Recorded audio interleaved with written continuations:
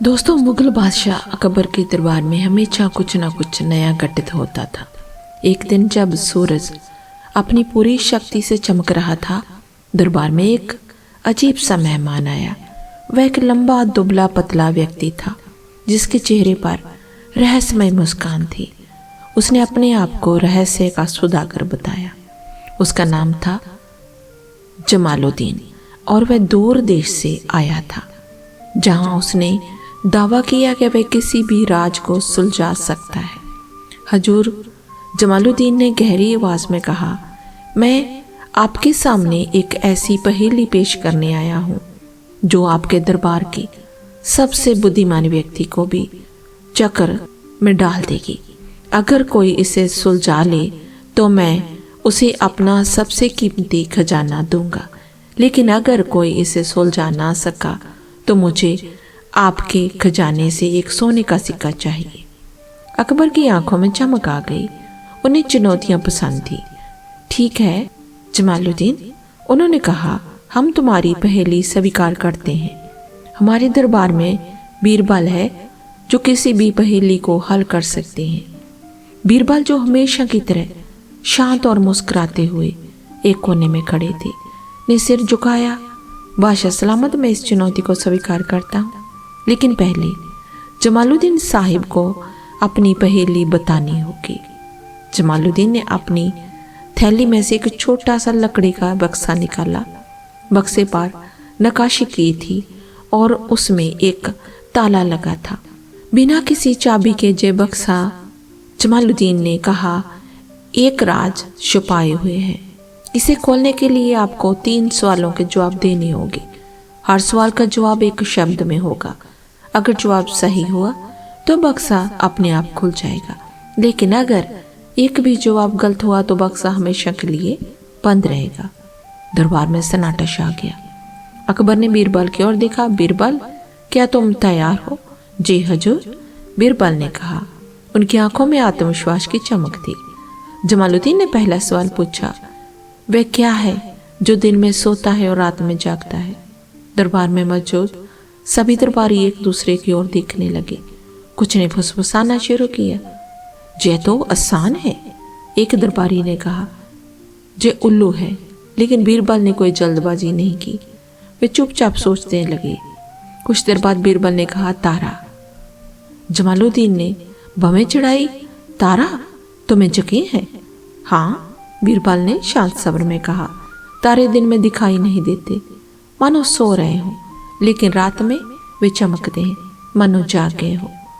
जमालुद्दीन ने बक्से की ओर देखा। अचानक ताले में एक छोटी सी खटक की आवाज हुई। दरबारियों ने तालियां बजाई। पहला सवाल सही था, लेकिन जमालुद्दीन की मुस्कान और गहरी होगी। अभी तो 2 सवाल बाकी हैं बीरबल, अगला सवाल और मुश्किल होगा। दूसरा सवाल, वह क्या है जो पास है पर दिखता नहीं? इस बार दरबार में और ज्यादा हलचल मच गई। कुछ दरबारियों ने कहा हवा, कुछ ने कहा ख्वाब, लेकिन बीरबल फिर से शांत रहे। वे जानते थे कि जमालुद्दीन के पहेलियां साधारण नहीं है।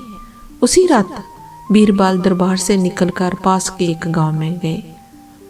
वहां खबर फैल गई कि गांव के किसान का अनमोल रतन चोरी हो गया। किसान ने दावा किया कि रतन उसके घर में था, लेकिन वह कहीं गायब हो गया। बीरबल ने सोचा कि शायद इस गांव के रहस्य का जवाब जमालुद्दीन की पहेली से जुड़ा हो सकता है। गांव में पहुंचकर बीरबल ने किसान और उसके परिवार से बात की। उन्होंने घर की तलाशी ली, लेकिन रतन कहीं नहीं मिला। फिर बीरबल ने किसान के बेटे को एक तरफ ले जाकर पूछा, क्या तुम्हें कुछ पता है? लड़के ने डरते हुए कहा, मैंने रतन को छुपा दिया था क्योंकि मुझे डर था कि कोई उसे चुरा लेगा। वह मेरे तकिए के अंदर है। बीरबल मुस्कुराए, जो वही है। उन्होंने कहा, जवाब है विश्वास। अगले दिन बीरबल ने जमालुद्दीन के सामने अपना जवाब रखा, विश्वास, जो हमेशा हमारे पास होता है लेकिन इसे देखा नहीं जा सकता। जमालुद्दीन ने बक्से की ओर देखा। फिर से खटक की आवाज हुई। दूसरा सवाल भी सही था, लेकिन अब तनाव बढ़ गया था। तीसरा सवाल आखिरी मौका था। जमालुद्दीन ने तीसरा सवाल पूछा, वह क्या है जो सबके पास है पर कोई उसे रखना नहीं चाहता? इस बार दरबार में सन्नाटा छा गया। यह सवाल सबसे मुश्किल था। अकबर ने भी बीरबल की ओर चिंतित नजरों से देखा। बीरबल ने कुछ देर सोचा, फिर उसने कहा, मुझे कुछ समय चाहिए हुजूर। उसी दिन बीरबल को पता चला कि दरबार में कुछ दरबारी जमालुद्दीन के साथ मिलकर साजिश रच रहे थे। वे चाहते थे कि बीरबल असफल हो ताकि अकबर का उन पर भरोसा कम हो। बीरबल ने चुपके से इन दरबारियों की बातें सुनी और पाया कि जमालुद्दीन का बक्सा कोई जादुई चीज नहीं था, वह एक चाल थी जिसे साजिशकर्ताओं ने तैयार किया था। बीरबल ने एक योजना बनाई। उन्होंने जमालुद्दीन को दरबार में बुलाया और कहा, मेरा जवाब है दुख। जमालुद्दीन हंस पड़े। दुख? ये गलत है बीरबल, तुम हार गए। लेकिन बीरबल ने कहा, रुकिए जमालुद्दीन साहिब, पहले ये बताइए कि आपका बक्सा कैसे काम करता है। वो घबरा गया। बीरबल ने दरबारियों को बुलाया जिन्होंने साजिश रची थी और उनकी बातें सबके सामने रख दी। सच्चाई सामने आ गई। बक्सा एक जंत्रिक जंतर था जिसे ख्वाजा अपने सहायकों की मदद से नियंत्रण करता था। अकबर क्रोधित हो गया। जमालुद्दीन, तुमने हमारे दरबार को धोखा देने की कोशिश की। उन्होंने जमालुद्दीन को सजा दी और बीरबल की तारीफ की। कहानी के अंत में बीरबल ने अकबर से कहा, हुजूर, इस घटना में हमें ये सीख मिलती है कि सच्चाई और बुद्धि हमेशा धोखे पर विजय पाती है। विश्वास, धैर्य और यही सोच के साथ कोई भी चुनौती पार की जा सकती है।